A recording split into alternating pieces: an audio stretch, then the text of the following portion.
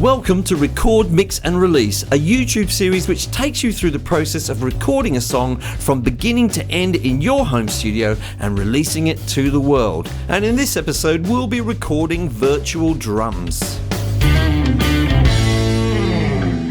Hi folks, I'm Mike and I hope you're well. And welcome to the third episode of this series where we record, mix and release a song to the world from a home studio. And in this episode, we are going to be recording the drums. Now, if you'd like to be notified about other episodes in this series and indeed other content from this channel, all about home recording, DAWs, gear reviews, plugin reviews, that kind of thing, then please do subscribe and ring the bell on YouTube so that you get notified about other episodes. Now let's get stuck into recording some drums.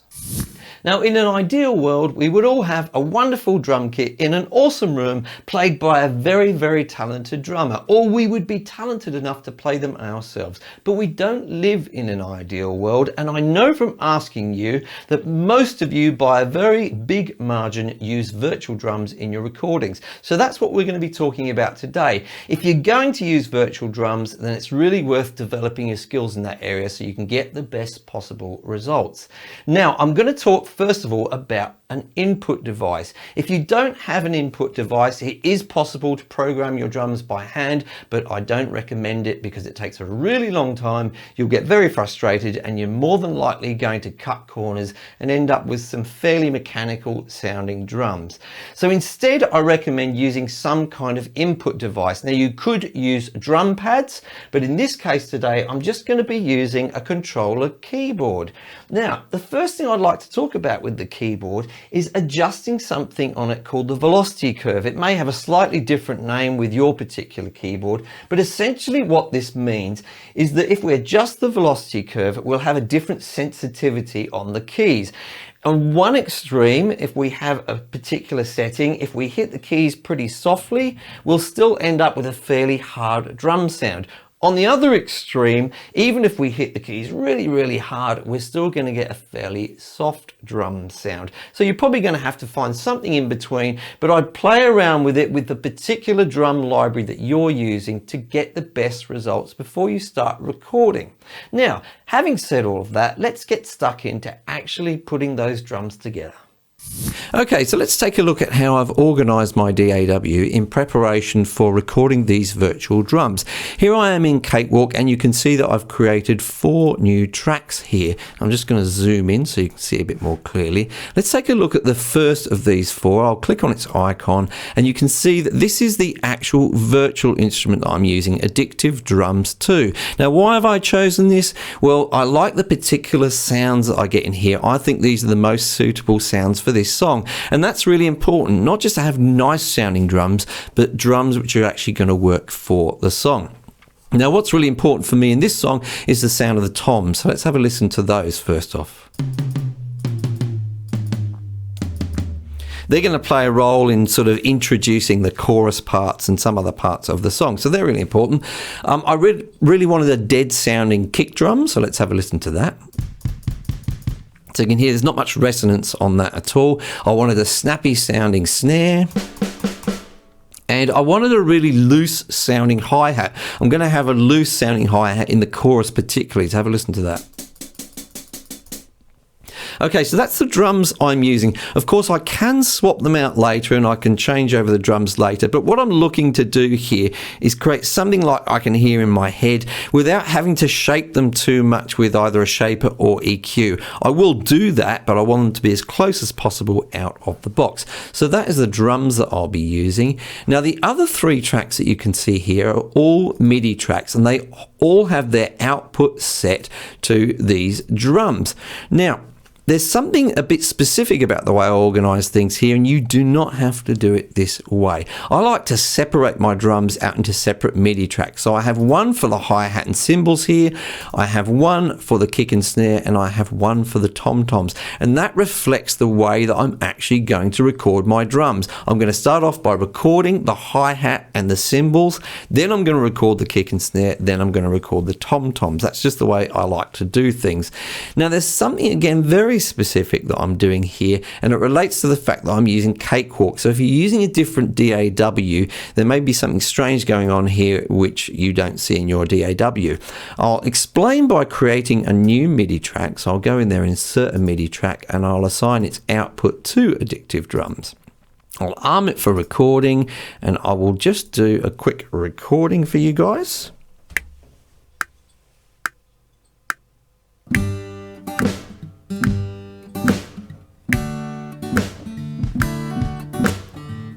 Okay, some pretty horrible playing there. Now, if I double click on that, I'll just go out a minute so you can see what's going on. I'll just double click on that, and you can see down at the bottom of the screen there, the piano roll. So let's just fix up a couple of things here.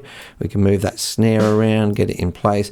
Now, on the piano here, we get, of course, the different drums, and you can see each drum here, and you can see the length. Now, length is fairly irrelevant to drums because we don't really control the length of a drum sound. We just control how hard it's hit and when it's hit. And that is a perfectly good way to record drums and use the piano roll. However, I have an extra feature in Cakewalk which I'm using, and I'll demonstrate that to you now. So I'm going to take that drum MIDI, which we can see here, and I'm just going to drag it up to one of those tracks I've already created, and I am going to double click on that. And you can see in the piano roll area down here, something quite different has happened. I'll just zoom in. Instead of seeing the piano keys here, we can see different names for different drums. And that's because I'm using something in Cakewalk called a drum map. That enables you to do this, to actually show the different drums. You can also mute drums and you can solo drums. And this one is very specifically for Addictive Drums too. So you can create your own drum map, or you can get hold of existing drum maps for specific plugins. So that is a particular feature of Cakewalk that I can use this. You don't have to use this. You could just go ahead and use the piano roll. I rather like the look of it here. I like the fact that it doesn't even show the duration of the notes. You just get a little dot here for each drum. And that is a preferable way for me to work. So if you see me opening up this view later, you'll know what's happening. Just go ahead and use the piano roll in your DAW if you don't have this feature. So as I say, I like to record the different sections of my drum kit onto different tracks. Now, part of the reason I do that is because it helps me organize my recording and my DAW, but it's partly because my fingers just aren't nimble enough to play all of those drums all the way through, and I'll end up taking hundreds of takes. It'll be frustrating. I just won't be able to do it. But if you can do that, if you can play drums on the keyboard really, really well, then go ahead, record them all on one track. Now I'm going to start off with the hi-hat and the cymbals, so I'll arm that track for recording. And now they start off just before the first chorus and they play all the way through to the end of the song. And that's how I'm going to be recording them, all in one big chunk. The reason I do that is so that, particularly with the velocities of the drums, I'm always responding to the feel of the song in any particular section. The problem with sort of copying just say 8 bars and then pasting it across or just looping it is you just get the same sort of feel all the way through the songs. I don't want that. I want it to change as I go through. Now, I'm also changing some of the drums or the cymbals that I use during the course of the song. I'm starting off with this hi-hat in the chorus, which is really open sounding, sort of a half open hi-hat. And it goes to a fully open hi-hat here and there with that kind of thing. And then in the verses, I'm using a completely closed hi-hat, which sounds much tighter, much more tappy. And I won't just be playing a straight 4/4 in the verses, which sounds like this. I'll be putting the odd sort of skip in there like this. Just sort of randomly, the way a drummer might just feel his way through the song. So I'm going to start off by recording that hi-hat all the way through the song, but don't worry, you won't have to watch the whole thing. I'll just kind of fade it out after a few seconds. See you on the other side. I don't buy what I've been sold, and happiness is... Okay, so now I've recorded my hi-hat. Let's take a look and see what we've done and what we can tidy up. So I'll double click on it here and it brings up my piano roll stroke drum map. And you can see the notes here. Now, most of them are pretty much on the line, maybe a little before the line. We've got one here which is a little bit after the line, and that may sound just a little bit too sloppy. It may sound okay. In this case, what we can do when we've got a drum which is just slightly out of time there is just grab it and drag it across. And that's absolutely fine, but could be a bit tedious if you just want to tidy up the whole track in one go, and that's what I'm going to do. So I'm going to select the track like so, and I'm going to hit Q on my keyboard in Cakewalk. This brings up the quantize menu. It could be a different shortcut in your DAW. Now, some people say you shouldn't quantize drums because once you do that, they sound very, very mechanical, and they may be right, but I'm going to risk it in this case, and I'm going to go a sort of a halfway house on the quantize to try and keep it sounding natural. Now, the first thing I'm going to set is the resolution. Now, it depends on your song and the musical structure of your song what the resolution will be. But I'll sort of try and explain quantize resolution very, very quickly without going on too long. If you take a bar in your song and you divide it up by 4, for example, you can end up with 4 grid lines. Now, what quantize will do is it will take your note and it will see which grid line it's closest to, and it will move it to that grid line.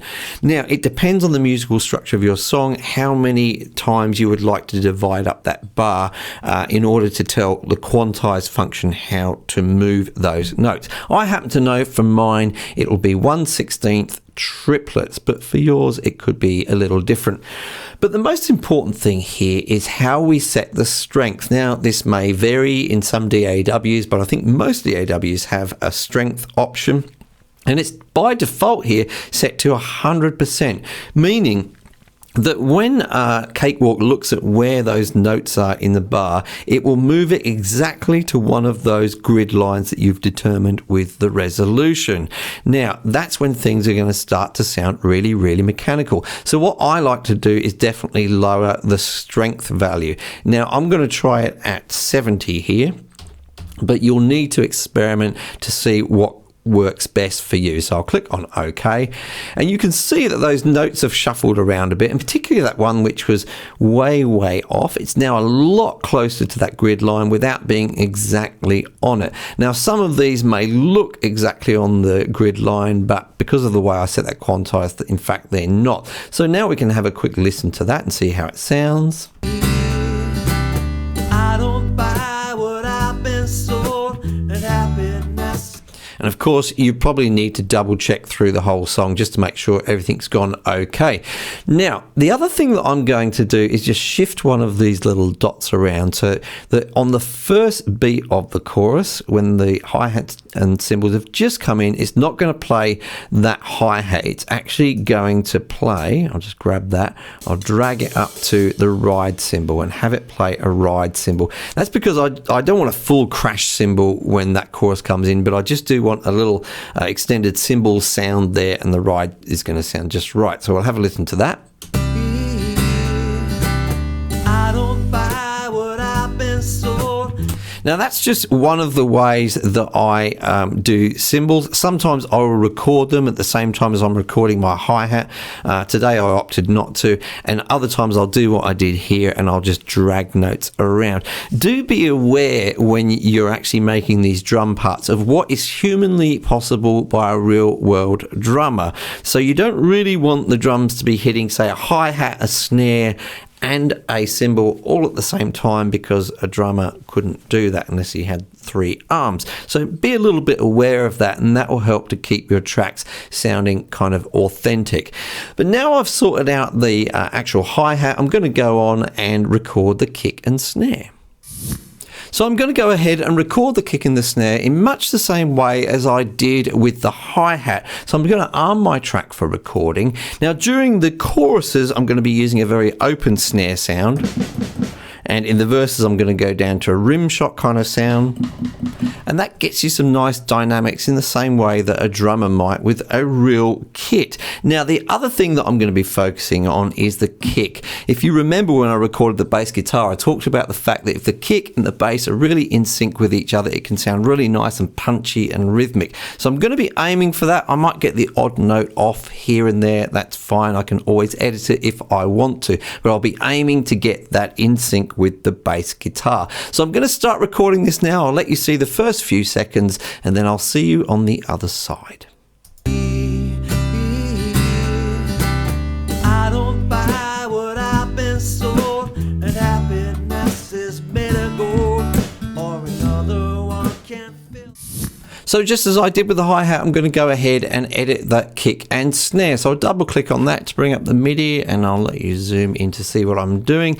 And again, I can see that some of them are slightly off beat, and that's easily fixed, of course, with my quantize. So I'll select the whole track up here, click Q on the keyboard, bring up the quantize menu. The settings are exactly the same as they were before, so I'll click on OK, and you can see that gets a little tidied up. So we'll just have a quick listen to that. I don't buy what I've been sold, and happiness is made of gold.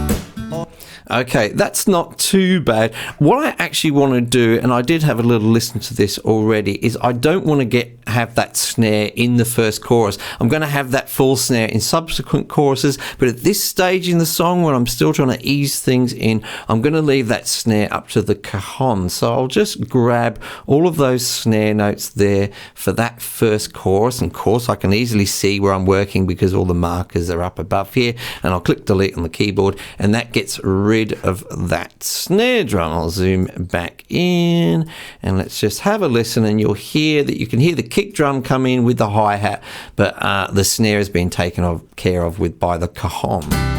I don't buy what I've been sold, and happiness is made of gold. Okay, so I also want to have a little listen to that kick drum and do make sure that it's keeping in time with the bass guitar. So I'll have a listen again at the beginning. I don't buy what I've been sold, and happy. And I can see that this kick drum should be actually back here. Have a little play again. I don't buy what I've been sold, and happiness is. Okay, so again, you would be going through, and that's a little bit of a sort of a process which is a bit fiddly if you haven't played it just right, but it's kind of worth spending the time on because the impact of it is really, really nice. So now with the kick and the snare down, I'm going to go ahead and do the tom-toms. So I'm going to record the tom-toms in much the same way as the other drums. So I'll go ahead and arm my track for recording here. Now they come in a little bit later in the song. The first time we hear the tom-toms is just before the second chorus. And that's because I want the drums in this track to gradually build up in intensity. I'm keeping them fairly simple at the beginning and making them a bit more busy towards the end as more and more things come into the song. Now I like to use tom-toms in a very simple way. I think of them as kind of punctuation markers. They indicate the end of a crescendo perhaps into a chorus or out of the chorus into the next section. Sometimes I use them as punctuation marks in the middle of a section as well. I'm going to start off by using them in a very simple way, perhaps a fill just like this. Nothing more complex than that can really help a song out. But later on, I may mix them up with more complex fills between the tom-toms, the kick, and the snare drum as well. Now, the only thing I won't be doing with them is quantizing them because I like to keep my tom-tom fills really, really human. So even if I have to do a few takes to get them right, I do. And I may even go in and edit them manually without actually snapping them to the grid at all. So I'll go ahead and quickly record the first of those fills.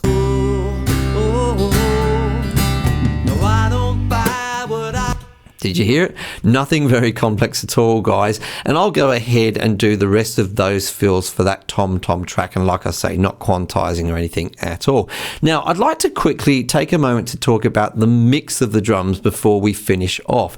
Now, I'm using Addictive Drums 2, as we saw earlier. So I'll click and open that up. Now, when you first bring in a virtual instrument like drums into your DAW, in most cases, it creates a stereo output in your main main mixing console. Now, ultimately, in the end, towards the end of this process, when we start mixing the song, we'll actually have many outputs for the drum kit, so we can control different aspects of different drums in terms of balance or adding different effects or dynamic effects, etc., to different drums. But at the moment, I like to keep it as just that stereo output. That's just to keep it really simple as we go through the process of tracking in this song. So don't feel the need right at the moment to split all those drums up into separate outputs. It's a bit of overkill. You can do that during the mixing phase later.